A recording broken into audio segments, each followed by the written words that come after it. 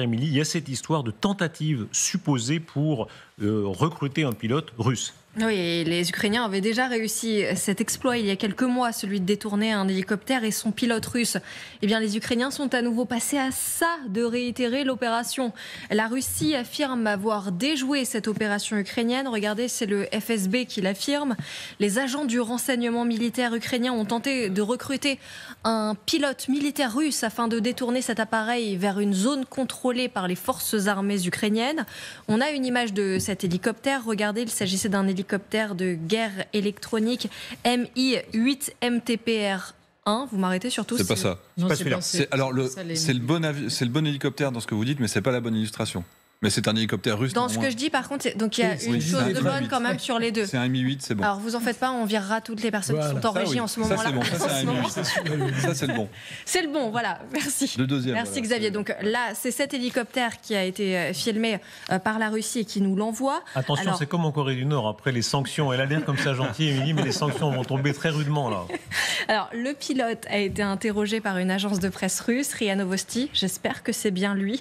En tout cas, écoutez-le. Il témoigne, il raconte comment les Ukrainiens ont tenté de le faire coopérer. Un certain Sergueï m'a contacté sur Telegram. Il s'est avéré qu'il était un représentant des services spéciaux ukrainiens et m'a proposé de coopérer. Un jour donné, je devais franchir la frontière, ou plutôt la ligne de contact avec l'ennemi en hélicoptère, et empoisonner mes camarades avec des médicaments qu'il m'aurait fournis. Ma famille, ma femme et mes enfants devaient déménager à l'étranger. Ils étaient censés se rendre aux services spéciaux ukrainiens pour ensuite être transférés à Chisinau et récupérés en voiture. Après en avoir discuté avec l'équipage, nous avons décidé d'agir. Alors, il faut savoir qu'il dit que c'est un certain Sergueï qui l'a contacté. Vous n'avez rien à nous annoncer. C'est moi, effectivement, oui, tout à fait. J'ai téléphoné depuis Paris. L'opération de propagande, parce qu'évidemment, personne ne sait, là, c'est la version du FSB, on la croit ou non. Vous savez, d'un côté, évidemment, c'est une opération de propagande avec un monsieur qui est complètement camouflé, donc il peut raconter n'importe quoi, le FSB aussi, parce que comme ça, il se vante d'être efficace, etc. Après, l'Ukraine vit aussi une guerre, ce qu'on appelle une guerre asymétrique. Ça veut dire, quand vous avez peu de moyens, vous êtes obligé d'agir avec peu de moyens, mais d'une manière efficace. Ça veut dire qu'au lieu d'envoyer un missile qui est d'1 million d'euros qui va abattre cet hélicoptère, vaut mieux peut-être payer un demi-million d'euros à son pilote pour le rapatrier. Et d'ailleurs, ça a marché. Vous vous souvenez de Kouzminov, là, qui était il y a quelques mois, qui était parti. Bon, rappelons-le peut-être, parce que ça a bien marché, ça a bien commencé, ça a mal fini peut-être. Parce qu'il a fait l'imbécile quand même. Parce qu'il a fait l'imbécile, il a fait n'importe quoi en Ukraine. Racontez-nous, il a finalement été tué en Espagne. Oui, c'est ça. Maxime Kouzminov. Apparemment, dans le deal, là, il parlait de la Moldavie. Il disait que sa famille devait aller en Moldavie. Le pilote qui avait accepté, le pilote d'hélicoptère, il était ensuite réfugié en Espagne. Et malheureusement pour lui, visiblement, il a téléphoné à sa famille, ce qui a permis aux Russes de le localiser. Et il est mort mystérieusement. Enfin, c'est pas très mystérieusement d'ailleurs. Il a été tué. Il a été tué par les services russes apparemment. Donc c'est aussi pour ça peut-être que le pilote d'hélicoptère qu'on voit là, si l'histoire est vraie, c'est peut-être dit que sa survie n'était pas tout à fait garantie et que de ce fait, il a refusé. Sur la volonté de tuer absolument, puisque vous rappelez le cas de Kouzminov, il avait été retrouvé dans un parking à Villa Jojosa en Espagne, avec une demi-douzaine de balles dans la poitrine. À chaque fois, il y a un message du FSB.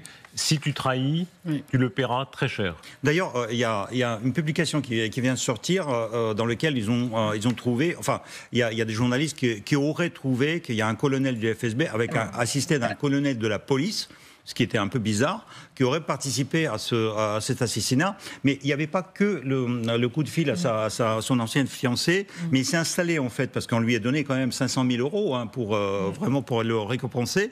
Et il s'est acheté un appartement dans un complexe immobilier où il n'y avait que les Russes et les Ukrainiens. Ça veut dire, en Espagne, il y a quand même plus d'un million de russophones qui vivent. Et donc, en fait, il s'est installé au pire endroit au lieu de rester dans un pays, parce qu'on lui a changé son identité. Donc en fait, elle n'a pas respecté le protocole de sécurité. Oui.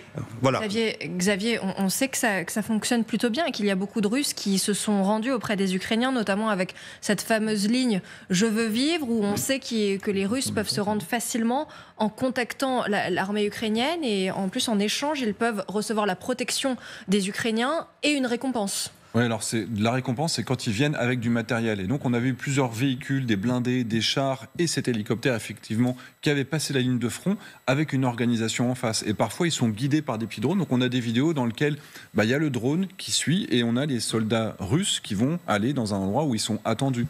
Mais ça a aussi permis aux Russes de faire des attaques inattendues. C'est-à-dire que, par exemple, il y avait une fois où les Ukrainiens pensaient recevoir un autre hélicoptère, rendez-vous sur une base aérienne à un endroit précis, et les Russes l'avaient bombardé parce qu'ils avaient eu connaissance de cette information. C'est à double tranchant, mais ça a quand même une grande efficacité pour les Ukrainiens. Cette audace ukrainienne, Sarah Daniel, ils ont toujours été très audacieux. Ils ont agi là où on ne les attendait pas. Le coup de Koursk, on va y revenir, c'est toujours pas fini. C'est peut-être la bataille finale, puisque 50 000 Russes et Nord-Coréens seraient massés. On va y venir dans quelques instants. Mais même si Trump essaye d'imposer un accord, est-ce que Zelensky peut tenter quelque chose ? C'est à double tranchant. À partir du moment où, en effet, on est dans une guerre asymétrique, il faut faire des coups d'éclat pour les Ukrainiens. Et c'est à la fois admirable, parce que c'est une manière de résister et de continuer à porter le fer, mais en même temps, c'est aussi un aveu de leur faiblesse, parce qu'ils n'avancent pas sur la ligne de front, ils n'avancent pas vraiment, ils sont plutôt en recul, et en même temps, ils essayent par là de faire des actions un peu spectaculaires, comme a été la prise de Koursk, mais ça n'a qu'un temps. Et on voit bien que dans le contexte là, international, avec l'élection de Trump, ils sont quand même en position de faiblesse. Tuer tel général, envoyer un drone jusqu'à Moscou, l'image du Kremlin, rappelez-vous, chaque fois qu'on a vendu la peau des Ukrainiens un peu vite, ils ont su rappeler qu'ils avaient des moyens en réserve. Et comme l'a montré ici Émilie, il y a toutes sortes d'opérations possibles. Alors d'abord, ils osent. Voilà. Ils sont un peu comme les renseignements israéliens. C'est un pays en guerre qui n'a rien à perdre et qui tente tous les coups. Donc ils acceptent de prendre le risque, y compris de se faire démasquer et casser une opération. Mais ils acceptent ce risque-là parce que pour eux, finalement, le gain, si elle avait réussi, sera beaucoup plus fort que l'exposition. Et même d'un certain point de vue, l'exposition de l'opération ratée permet de montrer justement cette espèce de... Et rappelez-vous, le culot, le culot. Comme disent les Israéliens, chercher le mot, merci. La chutzpah. Le culot, le sfrontato, les Italiens, vraiment, c'est une vertu pas très européenne de l'Ouest aujourd'hui, mais effectivement... Vous savez le dire combien de langues ? C'est le meilleur mot. C'est comme le commandant Girnov, je m'essaye. Non, mais c'est ça. Moi, je pense que ce culot-là, alors qui évidemment, nous, on est des pays en paix, donc effectivement, quand on voit des opérations de cette nature-là, quand on demande par exemple sur les beepers ou ça, c'est quoi la réaction ? En fait, la réaction d'un certain point de vue, c'est la jalousie et l'envie, parce que jamais des services occidentaux normaux n'auront l'autorisation en temps de paix de monter des opérations d'une telle audace avec de tels risques.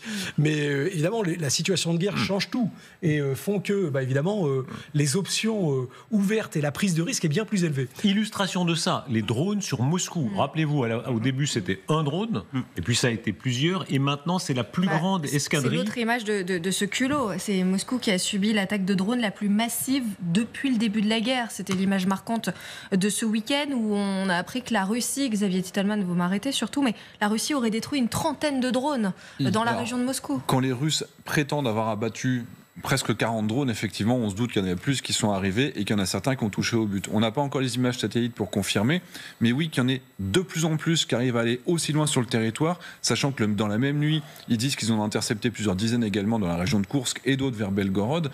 On se doute que le volume et cette montée en puissance industrielle dont on n'arrête pas de parler du côté russe, elle est visible également du côté ukrainien pour les drones. Et c'est pour ça qu'ils arrivent à en produire autant, y compris sur les drones à visée stratégique qui vont au-delà de ce que nous, même si on leur fournissait des armes qui vont à 300 km, là on est bien au-delà de cette portée-là parce qu'ils savent le faire. L'imprévisibilité de ce qu'on est en train de vivre. Évidemment, on va entendre dans quelques instants les esprits, disons, purement rationnels disent c'est fichu, Trump va lâcher les Ukrainiens, etc. Et en même temps, on voit qu'ils arrivent à oser. Ils vont jusqu'à Moscou. Les aéroports ont dû s'interrompre à Moscou. On en est là, où pendant plusieurs heures, on parle quand même d'une puissance nucléaire. Ils ont été défiés là ces dernières heures. C'est pire que ça. Ça veut dire que, je vous rappelle, le mois de décembre, les Russes ont frappé avec un drone de vieille production ukrainienne. En fait, on ne sait même pas avec quoi ils ont frappé. Ils ont frappé l'aérodrome stratégique de l'aviation cosmique des Russes. Ça veut dire les bombardiers stratégiques, les Tupolev 95 et 160, qui étaient stationnés à Diaghilevo. Ils étaient stationnés à Engels 2 et jusqu'à 1800 km au nord, presque jusqu'à Mourmansk. Et vous savez, sur les drones, les Ukrainiens ils ont beaucoup d'humour, hein, les Ukrainiens. Ils rigolent tout le temps. Et donc, ils ont dit, quand les Russes disent, ils ont abattu 40 drones. Ça veut dire qu'ils disent, il y a une usine héroïque russe qui s'est montrée pour arrêter un drone ukrainien et donc elle a brûlé. Vous avez compris. Ça nous laisse bouche bée. D'ailleurs, ils ont même renommé un de leurs drones qui s'appelle désormais le débris. Parce que comme les Russes n'arrêtent pas de dire c'est juste des débris qui sont tombés, maintenant ils ont un drone qui s'appelle officiellement débris, les Ukrainiens. On va dans la seconde partie qui va suivre, voir à quel point il y a d'autres défis possibles. On verra notamment à quel point les Ukrainiens sont en train de déployer des millions de drones. Ils produisent des millions de drones semblables. Oui, alors les drones de petite taille, les consommables qui consomment au niveau 5000, 6000 par jour, et ils sont en train de monter en puissance a priori. Le facteur limitant, c'est la capacité de la Chine à fournir des petits moteurs a priori désormais, parce qu'ils ont les imprimantes 3D sur place pour les autres pièces. Et du coup, j'ai des infos comme quoi ils commencent maintenant à produire les moteurs localement. C'est-à-dire qu'il y aurait 2 usines dans le monde, la Chine et l'Ukraine, pour maintenant et pour l'après-guerre. Et ça, effectivement, on parle de millions d'unités. C'est aussi à défaut d'avoir des obus, mais de toute façon, c'est tout à fait complémentaire.